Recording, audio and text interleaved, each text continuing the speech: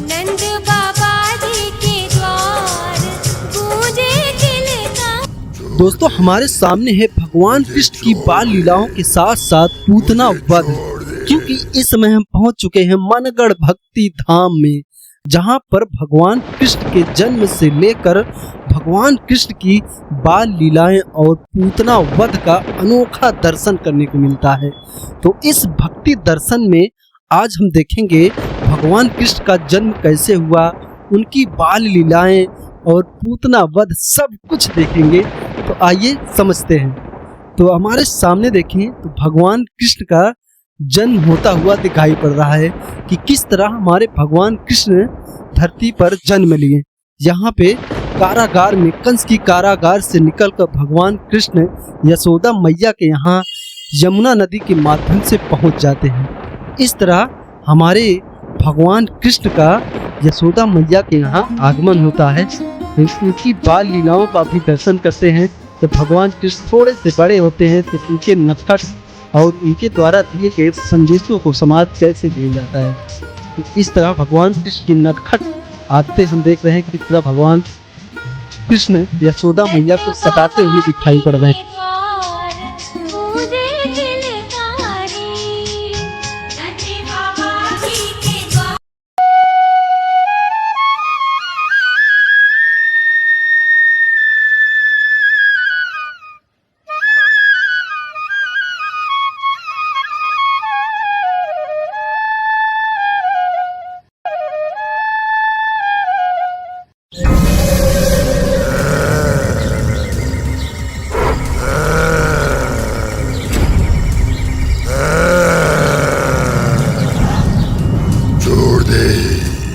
मुझे छोड़ दे, मुझे छोड़ दे।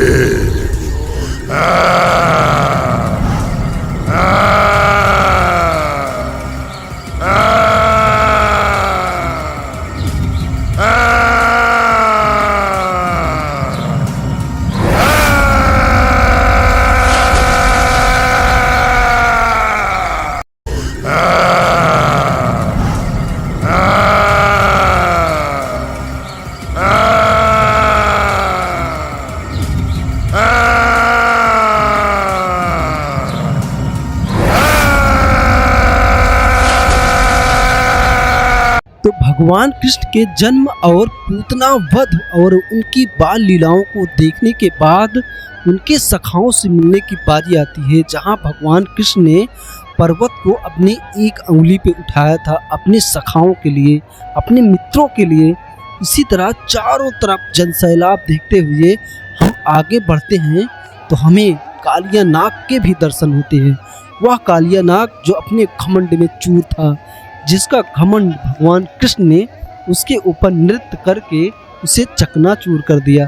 तो इस तरह भगवान कृष्ण की इस अद्भुत और अनोखे बाल लीलाओं का भी दर्शन करते हुए आगे बढ़ते हुए जाते हैं।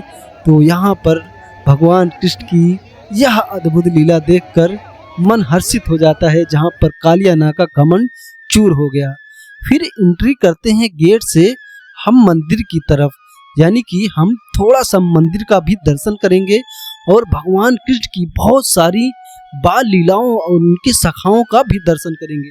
इस तरह हमारे कृष्ण जी का बाल स्वरूप और भगवान कृष्ण का प्रेम मंदिर दिखाई पड़ता है।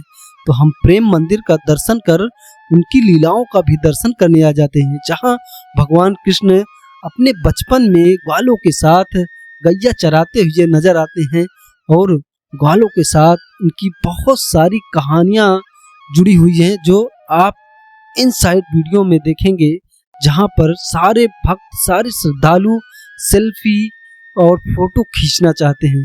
तो यहाँ का यह सुंदर नज़ारा आप देखकर मन में हर्षो उल्लास और भगवान कृष्ण के प्रेम में आप भी दीवाने होते चले जाएंगे। तो यह दीवानगी किस कदर होती है हम आगे वीडियो में देखते जाएंगे। तो इस साइड हमारे कृष्ण जी का मंदिर है और इस साइड उनके लीलाओं के भी दर्शन होते हैं।